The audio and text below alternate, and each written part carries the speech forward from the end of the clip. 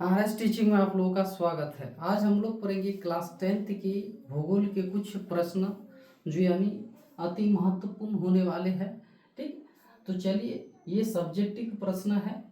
ठीक, तो पहला जो प्रश्न है कह रहा है क्या हरित क्रांति से आप क्या समझते हैं। ये हरित क्रांति क्या है, ठीक है, इसके बारे में आप क्या जानते हैं, इसकी व्याख्या करें।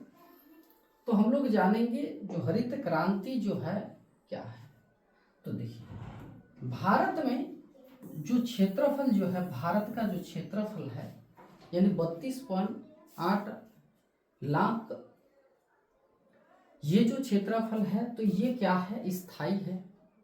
और इसी में से भूमिगत जो क्षेत्र है इसमें से जो खेती करने लायक है, जो खेती करने लायक है क्षेत्र, तो ये आहिस्ता आहिस्ता घट रहा है क्योंकि लोग इसी क्षेत्र में घर बनाते हैं, उद्योग का निर्माण होते हैं। तो खेती करने के लिए क्या जगह कम पड़ जाते हैं, और जगह कम हो जाते हैं, लेकिन देश में जनसंख्या का रफ्तार जो है बहुत ही वृद्धि है। तो भारत में जनसंख्या बढ़ते जा रहे हैं और खेती करने वाले जो क्षेत्र है जिस पर यानी फसल उगाते हैं वह घटते जा रहे हैं। तो लोगों का भरण पोषण कैसे करें, कैसे यानी आत्मनिर्भर बने, जो हम लोग को इस देश में उत्पादन करें और हम ही लोगों को अगर खाना ना मिले तो कैसे क्या होगा। तो जनसंख्या जो बढ़ते जा रहे हैं तो इसके लिए पैदावार को भी क्या करना होगा, बढ़ाना होगा। तो एक महान कृषि वैज्ञानिक जिसका नाम है डॉक्टर एम.एस.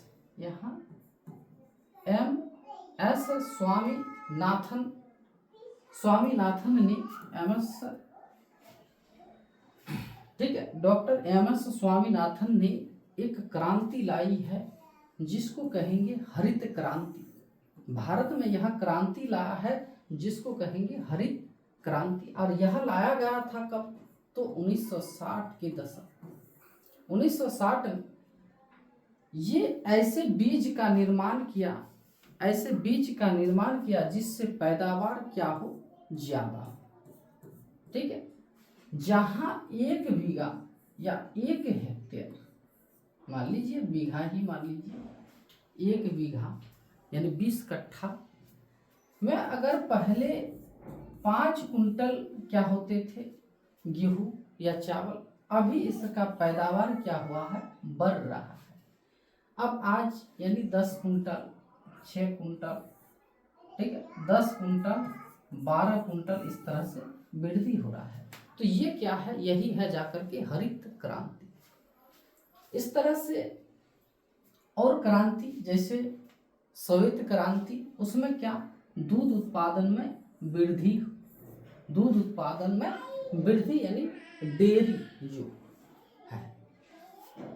ठीक है, चलिए क्या कह रहा है पहले हम लोग इस तरह से फिर देखिए। यहाँ कह रहा है सन 1960 के दशक में देखिए पंजाब, हरियाणा और ये पश्चिमी उत्तर प्रदेश में कृषि के क्षेत्र में एक क्रांति हुई थी जिसे हरित क्रांति कहते हैं।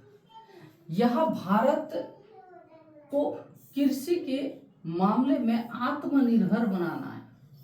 ठीक है, आत्मनिर्भर बनाया जाए कैसे, तो आत्मनिर्भर बनाया, इनमें सर्वाधिक यानी उपज इसमें गेहूं यानी धान के बीजों का भी प्रयोग किया था, उसमें भी यानी थोड़ा सा वृद्धि, लेकिन गेहूं में वृद्धि क्या हुआ, थोड़ा सा ज्यादा हुआ। तो गेहूं की उपज में गेहूं की हुई इस क्रांति की यानी डॉक्टर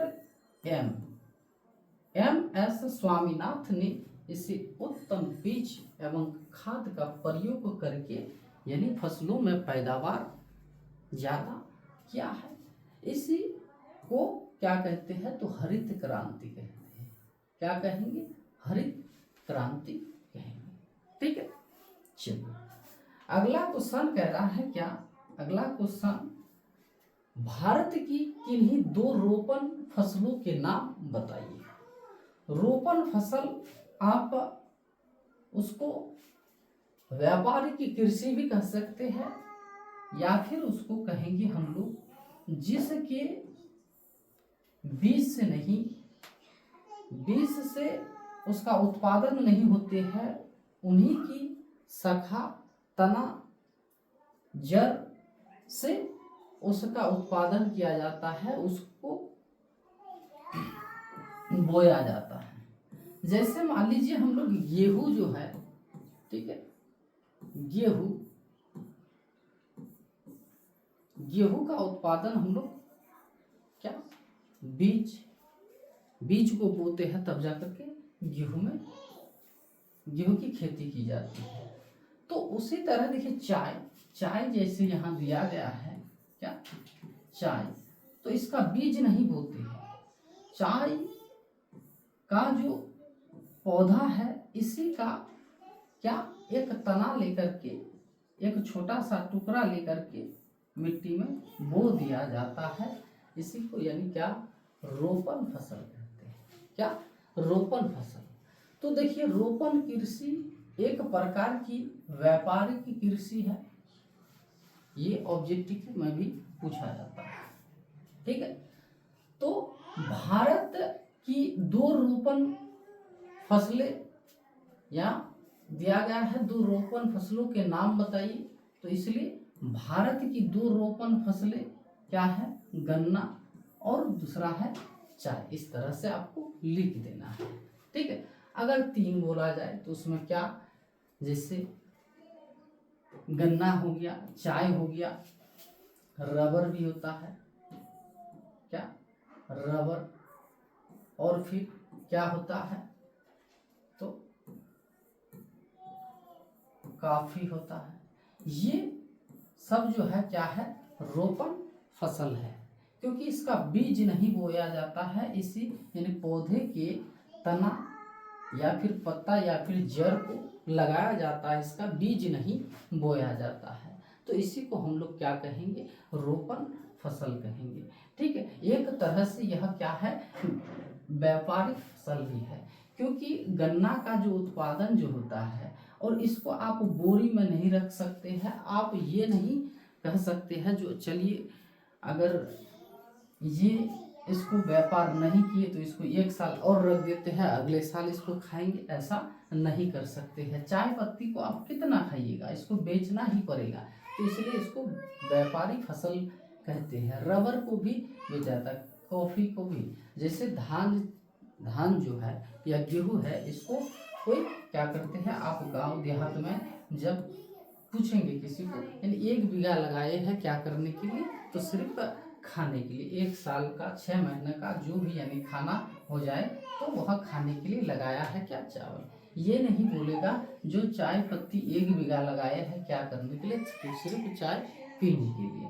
तो ये है क्या है, व्यापारिक का फसल है। ठीक है, चलिए अगला क्वेश्चन क्या कह रहा है, अगला क्वेश्चन कह रहा है क्या, कपास के उत्पादन में महाराष्ट्र क्यों प्रसिद्ध है।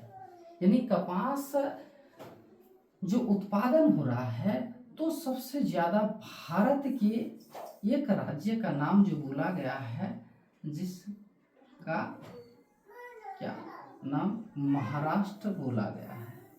ठीक है, महाराष्ट्र बोला गया है, तो क्यों बोला गया है। ठीक है, महाराष्ट्र जो बोला गया है, तो यहाँ क्यों बोला गया है, कुछ खासियत तो हो सकता है उसमें। चलिए, कपास के उत्पादन के लिए काली मिट्टी यानी उपयुक्त मानी जाती है। यानी जिस क्षेत्र में काली मिट्टी इसी क्षेत्र में मिलती है ज्यादा। ठीक है, तो काली मिट्टी जहाँ है तो वहाँ कपास की खेती अच्छी होगी। तो ये महाराष्ट्र में जो है, महाराष्ट्र में क्या है, काली मिट्टी ज्यादा पाई जाती है। कहाँ? तो महाराष्ट्र। ठीक है, ये महाराष्ट्र ये क्षेत्र जो है यानी मुंबई वाला जो क्षेत्र है, इस महाराष्ट्र राज्य, मुंबई उसका राजधानी जो है, तो महाराष्ट्र में क्या है, काली मिट्टी ज़्यादा पाई जाती है, एक खासियत। और क्योंकि ये जो काली मिट्टी जो है, ये जो काली मिट्टी जो है ना, ये काली मिट्टी इसमें नमी बनाए रखने की क्षमता होती है।